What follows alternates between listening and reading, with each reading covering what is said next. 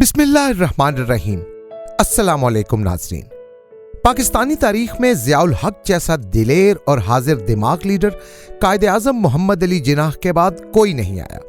ज़ियाउल हक एक ऐसे लीडर थे जिनकी ज़हानत और दिलेरी का एतराफ़ ना सिर्फ उनके दोस्त बल्कि उनके दुश्मन भी करते हैं। पाकिस्तानी तारीख की मौजूदा शक्ल में ज़ियाउल हक का एक बहुत बड़ा किरदार है, और अगर ज़ियाउल हक कुछ अरसा मजीद जिंदा रहते तो शायद ना सिर्फ पाकिस्तान बल्कि पूरी इस्लामी दुनिया का मुस्तकबिल आज से काफ़ी मुख्तलिफ होता।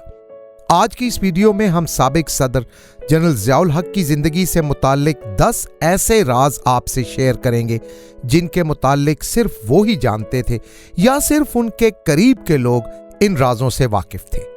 नंबर 10, इस्लामी निज़ाम। जनरल मोहम्मद ज़ियाउल हक ने चोरी, डकैती, जना, शराब, तोहमत जना पर कोड़े मारने जैसी सजाएं मुतारिफ करवाईं। कोड़े मारने की सजाओं से मुताल्लिक हुदूद ऑर्डिनेंस और ज़कात ऑर्डिनेंस नाफिज किया।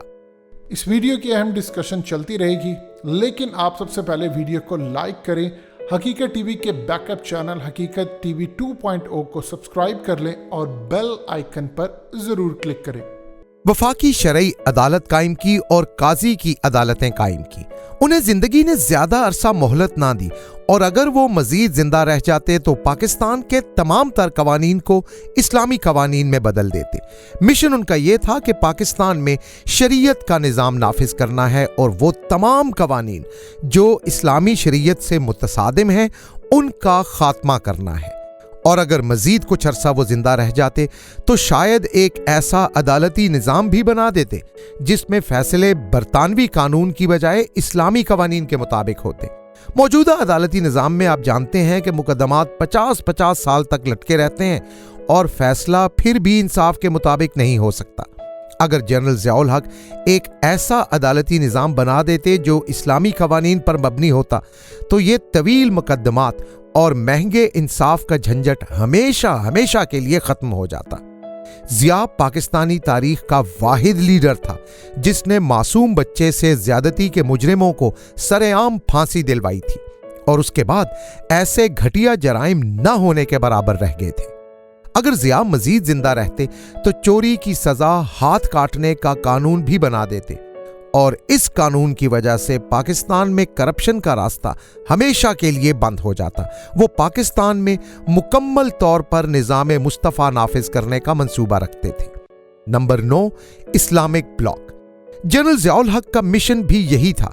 एक इस्लामिक ब्लॉक इस तरह का होना चाहिए जो अपने फैसलों में आज़ाद हो और तमाम ममालिक एक दूसरे के साथ ऐसे तावन करें कि मुसलमान मुल्कों को ना रूस की ज़रूरत रहे ना अमेरिका की। उस दौर में दोनों सुपर पावर्स के मुकाबले में एक इस्लामिक ब्लॉक बनाने का नजरिया सबसे पहले शाह फैसल ने दिया था, और उसके बाद मोअम्मर कज़्ज़ाफ़ी और जुल्फ़िकार अली भुट्टो ने इस नजरिए का साथ दिया। बाद में जनरल ज़ियाउल हक ने इस मंसूबे को आगे बढ़ाने के लिए और इस्लामी ममालिक को एक दूसरे के नज़दीक लाने के लिए इंतहाई अहम किरदार अदा किया।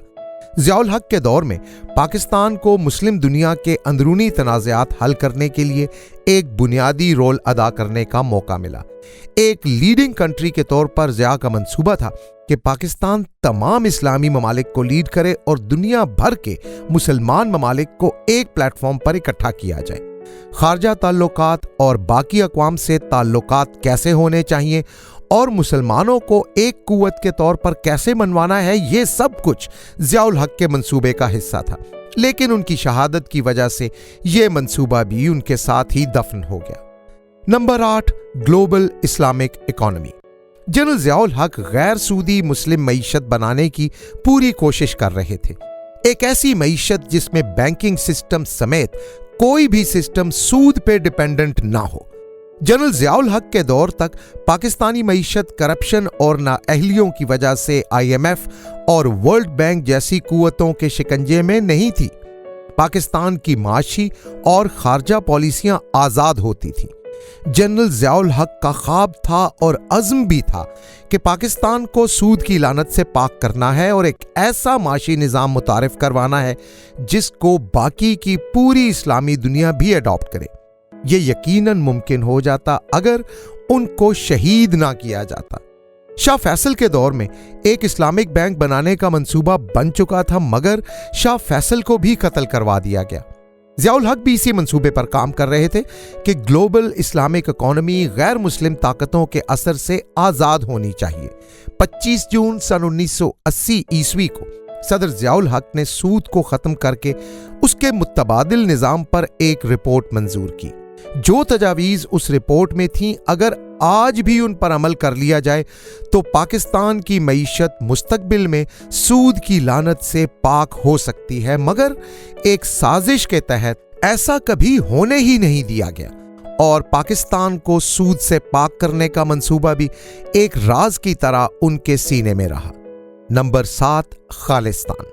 खालिस्तान का कयाम जनरल ज़ियाउल हक का एक ऐसा ख्वाब था जिसे वो हर हाल में हर कीमत पर पूरा होता देखना चाहते थे। वो ये कहते थे कि आज़ाद खालिस्तान पर हिंदुस्तान के सिखों का उतना ही हक है जितना पाकिस्तान के मुसलमानों का पाकिस्तान पर। भारत में जब खालिस्तान हासिल करने के लिए सिखों ने जिद्दोजहद की तो जनरल ज़ियाउल हक ने फैसला किया था कि सिखों की इस जिद्दोजहद की अखलाकी, सिफारती और कानूनी मदद हर तरह से की जाएगी। भारत को ज़ियाउल हक से खौफ था कि ये इंसान इतनी सलाहियत रखता है कि भारत से 10 मजीद मुल्क निकालना चाहे तो निकाल देगा। ज़ियाउल हक के पास पूरा मंसूबा था कि किस तरह सिखों की मदद करनी है। वो मशरकी पाकिस्तान का जख्म बिल्कुल नहीं भूले थे। उन्हें पता था कि किस तरह भारत ने पाकिस्तान को तोड़कर उसमें से बांग्लादेश बनाया था। इसीलिए वो कहते थे कि भारत को तोड़कर खालिस्तान सिखों को देना सिखों के लिए एक गिफ्ट होगा।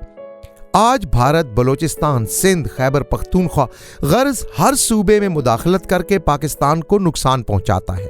ज़ियाउल हक के दौर में ऐसा नहीं था, बल्कि उस दौर में तो हर वक्त भारत को अपने बचाव की फिक्र पड़ी थी और भारत के पास वक्त ही नहीं होता था कि कभी वो पाकिस्तान के मामलात में टांग अड़ाए। ज़िया की दहशत ही ऐसी थी कि भारतीय कहते थे कि इस खतरनाक इंसान से बचो। खालिस्तान बनाने का मुकम्मल मंसूबा ज़ियाउल हक के पास मौजूद था, मगर ये मंसूबा भी उनके साथ मन्नो मिट्टी तले दफन हो गया।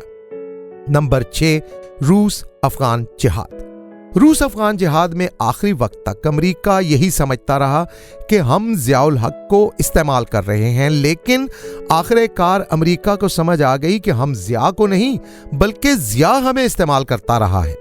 अमेरिका ये चाहता था कि रूस को शिकस्त देकर अफगानिस्तान में एक ऐसी हुकूमत कायम करे कि अफगानिस्तान अमेरिका की एक कॉलोनी बन के रह जाए। इस मकसद के लिए 10 साल से ज्यादा अरसा अमेरिका ने कोशिश की कि अपने कोई ऐसे लिंक्स अफगानिस्तान में बना लिए जाएं जो रूस अफगान जंग के खात्मे के बाद काम दें। अमेरिका अपनी कठपुतलियां अफगानिस्तान में बिठाकर बाद में एक लंबी गेम खेलने के मूड में था। ज़िया को अमेरिका की नीयत का पता था, लिहाजा अमेरिका की अफगानिस्तान में अपने लिंक्स बनाने की तमाम कोशिशें ज़ियाउल हक ने नाकाम बना दी और जब तक ज़िया जिंदा रहे अमेरिका को अपने मतलब का एक भी लिंक ज़िया ने बनाने नहीं दिया, बल्कि उस दौर में तो हमेशा अमेरिका पाकिस्तान का मोहताज रहा। ज़ियाउल हक जानते थे कि अगर अमेरिका अफगानिस्तान के साथ डायरेक्ट हो गया तो अमेरिका के लिए पाकिस्तान की गुंजाइश खत्म हो जाएगी और अगर पाकिस्तान की गुंजाइश अमेरिका के लिए खत्म हुई तो अमेरिका पाकिस्तान को अपने मकासद के लिए इस्तेमाल करेगा और पाकिस्तान नहीं कर सकेगा। लिहाजा रूस का आखिरी फौजी अफगानिस्तान से निकलने तक ज़ियाउल हक ने अमेरिका को अपनी मर्जी के खिलाफ एक कदम उठाने की इजाजत भी नहीं दी थी। नंबर 5, कश्मीर की आज़ादी। जनरल ज़ियाउल हक अगर चंद साल मजीद जिंदा रह जाते तो कश्मीर यकीनी तौर पर आज़ाद हो जाता। वो ये कहते थे कि मैं कश्मीर को भारत का सर जहन्नम बना दूंगा और उनके पास मुकम्मल और जामे मंसूबा था। भारत आज भी सोच के लरस जाता है कि वो जंगजू जिन्होंने रूस जैसी सुपर पावर को तोड़ फोड़ दिया था, वो रूस से फारिग होने के बाद अगर कश्मीर दाखिल हो जाते तो क्या होता। वही होता जो ज़ियाउल हक कहते थे, यानी कश्मीर वाकई भारत के लिए एक सर्द जहन्नम बन जाता और 1 से 2 सर्दियों के अंदर अंदर पूरा कश्मीर भारत के साथ लड़कर छीन लेते। इसका भी एक मुकम्मल मंसूबा कश्मीर की आज़ादी के लिए ज़ियाउल हक के पास था। یہ وہ پلانز تھے جو اپنے ساتھیوں کے ساتھ وہ شیئر بھی کرتے تھے کہ کس طرح یہ فریڈم فائٹرز 1 سال کے اندر اندر کشمیر کو بھارت سے آزاد کرا سکتے ہیں۔ ان کی شہادت کی وجہ سے یہ منصوبہ بھی پورا نہ ہو سکا اور بعد میں آنے والا کوئی بھی پاکستانی لیڈر ان منصوبوں کو آگے بڑھانا تو دور کی بات، ان پر غور و فکر بھی پوری طرح سے نہ کر سکا۔ ضیاء الحق نے جو خوف بھارت کے دل میں ڈالا تھا وہ آج تک نہیں نکل سکا، اور جب امریکہ بھارت سے نکل رہا تھا تب بھی بھارت شور کر رہا تھا کہ کہیں یہ افغانستان کے فاتح طالبان اب مقبوضہ کشمیر آ کے اسے بھی نہ فتح کر لیں۔ نمبر 4، ایٹمی قوت کے لیے امریکہ کو استعمال کرنا۔ امریکہ سمجھتا تھا کہ ہم نے روس افغان جنگ میں پاکستان کو لا کر پھنسا دیا ہے۔ ضیاء الحق نے کی پھنسنے کی اداکاری اور اس چکر میں امریکہ کو ایسا پھنسایا کہ امریکہ آج بھی وہ وقت یاد کر کے اپنا سر پیٹتا ہے، اس لیے کہ جب روس افغان جنگ میں امریکہ پوری طرح انوالو ہو گیا تو پاکستان نے اپنے ایٹمی پروگرام پر پوری تیزی کے ساتھ کام شروع کر دیا۔ امریکی پاکستان کو زبانی کلامی روک سکتے تھے مگر پابندیاں نہیں لگا سکتے تھے پاکستان پر، اور نہ ہی کوئی اور سختی پاکستان پر کر سکتے تھے۔ اس کا نتیجہ یہ نکلا کہ ضیاء الحق کے دور کے خاتمے سے پہلے پاکستان اپنا ایٹمی پروگرام مکمل کر چکا تھا اور امریکہ صرف سر پیٹتا چیختا رہ گیا۔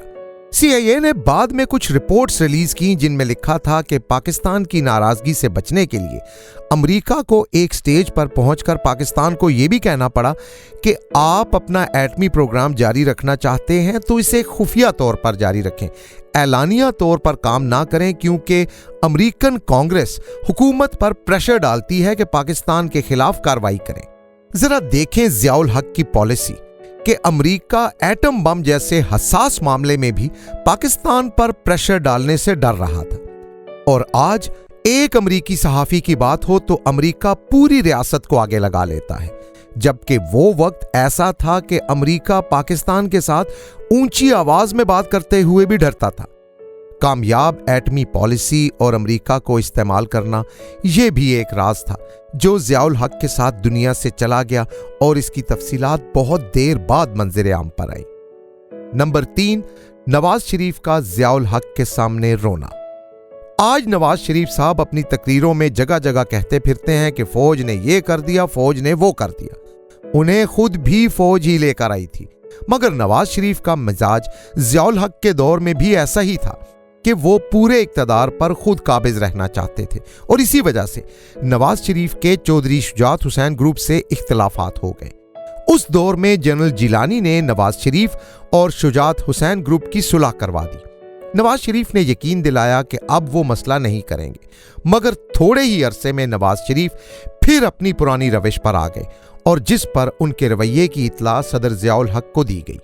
انہوں نے نواز شریف کو بلایا اور اتنے سخت لہجے میں بات کی کہ نواز شریف کی آنکھوں میں آنسو آ گئے۔ بعد ازاں جب تک ضیاء الحق زندہ رہے، نواز شریف نے دوبارہ کوئی ایسی غلطی نہ کی جس پر انہیں ضیاء سے ڈانٹ سننی پڑے، اور یہ ایک ایسا راز ہے ناظرین جس سے شاید ہی آپ میں سے کوئی واقف ہو۔ نمبر 2، ذوالفقار علی بھٹو کا ذاتی اختلاف۔ ذوالفقار علی بھٹو نے جنرل ضیاء الحق کو تعینات کیا تھا 6 سینئر جنرلوں کو بائی پاس کر کے، سپر سیڈ کر کے، مگر اس کے باوجود تھوڑے ہی عرصے میں ضیاء الحق کے ساتھ بھٹو کے اختلافات ہو گئے، کیونکہ ذوالفقار علی بھٹو کی طبیعت میں بھی ایک خاص طرح کی ڈکٹیٹرشپ پائی جاتی تھی۔ اسی وجہ سے انہوں نے اپنے ہی ساتھیوں کو انتقامی کارروائیوں کا نشانہ بنانا شروع کر دیا تھا۔ بعد میں جب مارشل لاء لگا اور ذوالفقار علی بھٹو جیل میں پہنچے تو ایک بار انہوں نے کہا تھا کہ میں باہر آ گیا تو ضیاء الحق کی مونچھوں کے تسمے بنواؤں گا۔ یہ بات کسی طرح ضیاء الحق تک بھی پہنچ گئی ہوگی، مگر تاریخ کو پتا ہے کہ اس کے بعد ذوالفقار علی بھٹو کبھی جیل سے باہر آ ہی نہیں سکے، اور بعد میں ان کو پھانسی کی سزا ہو گئی۔ نمبر 1، درویشی، توکل اور دیانت۔ جنرل ضیاء الحق کا اپنی شہادت تک راولپنڈی اور اسلام آباد میں کوئی ذاتی گھر نہیں تھا۔ اسلامی دنیا کا اپنے وقت کا سب سے طاقتور لیڈر اور پاکستانی تاریخ کا مضبوط ترین حکمران۔ मगर इस बंदे की दरवेशी और अल्लाह पर तवक्कुल और इस मुल्क से मुखलसी का अंदाजा करें कि अपनी शहादत के दिन तक उनका अपना एक भी मकान रावलपिंडी या इस्लामाबाद में नहीं था। उनकी शहादत के बाद अगली हुकूमत में ज़ियाउल हक की फैमिली को आर्मी हाउस छोड़ने का हुक्म दिया गया, तो उनकी फैमिली के पास कोई मकान नहीं था जहां जाके वो रह सकें। बेगम ज़ियाउल हक ने नवाज शरीफ को फ़ोन करके बताया तो उसने ये कह दिया कि अब आप किराए का कोई मकान देख लें। मगर इसी बात का जब चौधरी शुजाअत हुसैन की वालिदा को पता लगा तो उन्होंने फौरी तौर पर अपना रावलपिंडी वाला घर खाली करवाने का हुक्म दिया और बेगम ज़ियाउल हक से कहा कि जब तक आपका अपना मकान नहीं बनता आप वहां अपनी फैमिली के साथ रहें। फिर 3.5 साल बाद बेगम ज़ियाउल हक ने अपना घर बनाया और बच्चों के साथ वहां शिफ्ट हुई। और आप आज के हुक्मरानों को देखें, इनकी 4 बर्रे आज़मों में फैली हुई जायदादें देखें, और फिर मर्द मोमिन मर्द हक ज़ियाउल हक को देखें जिसके पास अपना ज़ाती मकान भी नहीं था। हालांकि वो चाहते तो इनसे ज्यादा बड़ी बड़ी जायदादें बना सकते थे, मगर वो इस मुल्क के सच्चे और मुखलिस लीडर थे। लिहाजा सारी जिंदगी वो अपना घर बनाने की बजाय इस मुल्क को बनाने और संवारने की फिक्र में लगे रहे।